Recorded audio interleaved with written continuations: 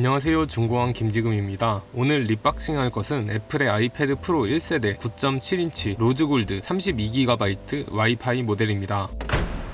2019년 초에 애플 펜슬까지 40만원에 구매한 제품입니다. 2년 넘게 사용했지만 현재 시세가 당시와 큰 차이가 나지 않는데요. 그야말로 극강의 가격 방어입니다. 가격 방어가 잘 될 가능성이 높은 제품을 구매하는 방법에 대해선 추후 영상을 제작해 볼 테니 구독해주시고 기다려주세요. 이전 영상에 올렸듯 아이패드 프로 3세대 9.7인치 모델을 구매하게 되어 판매를 하게 되었습니다. 남 같아선 전투용으로 사용하고 싶지만 단 한 푼이 아쉬운 경제력이라 어쩔 수가 없습니다. 지금 사용하기에도 아주 멀쩡하고 디자인도 예쁜 제품이라 쭉 사용하려고 마음을 먹었지만 그냥 찔러본 프로 3세대 5만원 내고가 통해버려서 홀린 듯 구매해버렸습니다. 근데 구매하고 나니 그렇게 저렴한 것도 아니었습니다. 관련해서 궁금하신 분은 위 영상을 참고해주세요. 어쨌건 이젠 아이패드 프로 1세대와는 작별을 해야 할 시간이 다가왔습니다. 매번 그랬던 것처럼 보내기 전 추억을 되새겨본다는 느낌으로 리뷰를 해보겠습니다. 아이패드 프로 1세대 9.7인치 32GB 와이파이 모델 사용하면서 좋았던 점 10가지와 아쉬웠던 점 6가지.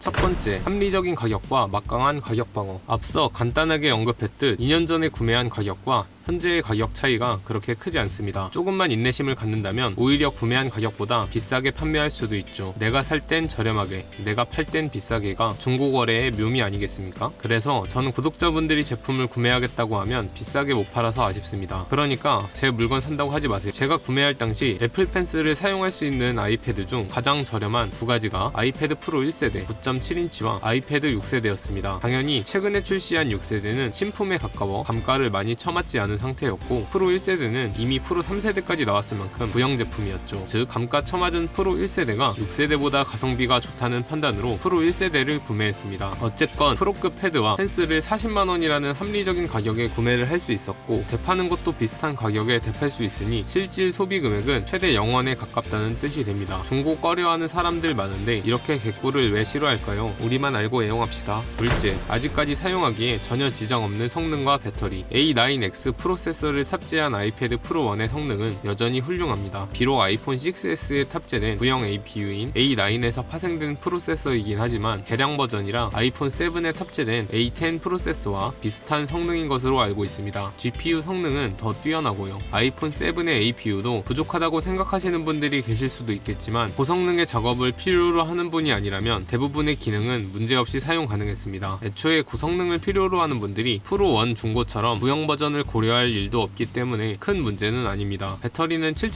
7306mAh를 탑재하여 기본적인 용량이 많기 때문에 중고라 배터리 효율이 다소 떨어졌다 하더라도 큰 문제 없이 사용 가능한 수준입니다. 집에서 동영상 머신으로 사용하는 저도 며칠에 한 번씩 충전할 정도니까요. 물론 갤럭시 탭 A6 with S펜처럼 충전하는 걸 까먹고 심할 땐 한 달에 한 번 충전할 정도로 괴물 같은 배터리는 아닙니다. 세 번째, 애플의 장기적 지원과 아직까지 예쁜 디자인으로 인한 기다란 유통기한. 아무리 성능과 배터리가 괜찮다고 하더라도 디자인이 구형이 되거나 OS 지원이 끊긴다면 철진한 제품이라는 느낌이 들 수밖에 없죠. 아이패드 프로 1은 2016년에 출시한 아이패드지만 가장 최신 아이패드 OS를 지원할 만큼 장기적인 지원을 받고 있습니다. 올해 출시할 아이패드 OS 15도 지원 예정이죠. 디자인 역시 아직까지 노멀 아이패드와 아이패드 미니는 구형 폼팩터를 기반으로 제작되고 있고 작년에 출시한 SE 2세대 역시 홈버튼이 있는 구형 폼팩터이기 때문에 아직까지 디자인 수명을 이어가고 있습니다. 이 신형 폼팩터를 보면 최신형이다 하는 느낌이고 이 구형 폼팩터를 보면 괜찮네 하는 느낌입니다. 덕분에 중고를 구매하더라도 상태만 말끔하다면 신품 구매한 것과 크게 다르지 않은 기분이 들 수도 있습니다. 빡풀이 중고 시장에서 인기 있는 이유죠. 넷째, 튼튼한 내구성. 아이패드 신형 폼팩터는 알루미늄 바디로 되어 있어 내구성 이슈가 있습니다. 피임 현상인데요. 주로 가방에 책과 함께 넣고 다니는 분들에게 많이 발생하는 문제 같습니다. 일정 수치 이상의 압력이 가해지면 아이패드가 활처럼 휘어버리는 현상을 매우 흔하게 찾아볼 수 있습니다. 애플이 이것을 결함으로 인정하고 조치를 취해줬다면 문제가 없겠지만 애플은 이것을 결함으로 인정하지 않고 있습니다. 애플케어 플러스를 가입하지 않은 사람들은 울며 겨자 먹기로 그냥 써야 해서 사실상 에케프를 강제하는 어이없는 결함입니다. 덕분에 새로 구매한 프로 3세대는 태블릿 거치대에 계속 걸어놓기도 괜히 불안해지더라고요. 거치대 정도로는 상관없다는 의견이 많았지만 그래도 중고가 방어 성애자에겐 불안한 건 어쩔 수 없습니다. 하지만 프로 1세대의 구형 폼팩터는 이러한 이슈에서 자유롭기 때문에 맘 놓고 넣고 팍팍 사용해도 됐습니다. 케이스만 잘 착용하고 특별히 충격만 가하지 않는다면 S급 상태로 유지한 채 사용할 수 있죠. 다섯째, 빠방함 4개의 스피커. 당시 비슷했던 가격이었던 6세대, 그 이후로 출시된 7세대, 신형 폼팩터를 사용하는 에어 4세대까지 모두 스피커는 단 2개만 탑재하였습니다. 반면 2016년에 출시한 프로 1세대는 4개의 스피커를 탑재해서 생생한 사운드를 느낄 수 있습니다. 침대에 누워 넷플릭스 보다 보면 가끔은 3D 입체 음향처럼 바로 옆에서 들리는 것 같이 느껴지기도 해 놀랐습니다.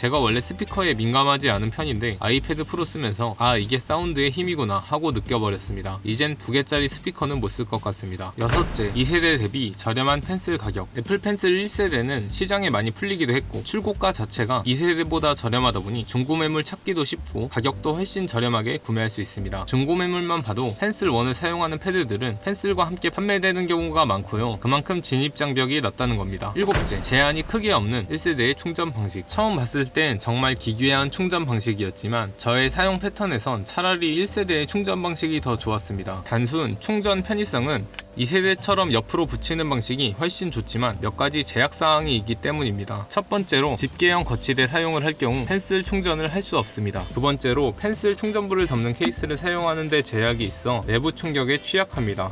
세 번째로 계속 붙여놓고 사용하면 패드의 배터리를 계속 빼먹으며 펜슬은 과충전 상태를 유지해 배터리 컨디션에 좋지 않습니다. 1세대 충전 방식이 흉하고 불편하긴 하지만 자주 충전할 필요가 없기 때문에 차라리 1세대의 충전 방식이 더 낫다는 생각입니다. 1세대, 2세대 충전 방식을 모두 지원하는 애플 펜슬이 나오는 게 좋지 않을까 하는 생각이 듭니다. 단순 필기 머신으로만 사용한다면 갤럭시 탭이 더 나은 것 같은데요. 관련해선 위 영상을 참고하시면 됩니다. 여덟 번째, 라미네이팅 디스플레이. 라미네이팅은 디스플레이 강화유리 표면과 실제 디스플레이에 간극이 없도록 접착하는 기술입니다. 라미네이팅 처리가 되어 있지 않은 디스플레이는 강화유리와 디스플레이 사이에 빈 공간 때문에 허공에 필기하는 느낌이 드는데요. 구입 당시 비슷한 가격이었던 아이패드 6세대는 라미네이팅 처리가 되어 있지 않죠. 직접 펜슬로 필기를 해보면 라미네이팅 처리 유무에 따라서 필기감이 크게 달라집니다. 단순 노트 필기용이라면 필기감이 떨어져도 그냥 쓸 수 있겠지만 디테일한 작업을 한다면 라미네이팅 처리는 필수입니다. 아이패드 프로 1은 라미네이팅 처리가 되어 있는 아이패드 중 가장 저렴합니다. 아홉째, 트루톤 디스플레이 지원. 장소에 따라 광량의 차이가 나기 때문에 어디서 보냐에 따라 디스플레이 색상 차이가 생기는데요. 아이패드 프로 1은 트루톤 디스플레이를 통해 자동으로 화이트 밸런스를 맞춰주어 일정한 색감으로 아이패드를 사용할 수 있습니다. 크게 민감하지 않은 저는 사실 체감이 그렇게 크게 되진 않습니다만 다들 좋다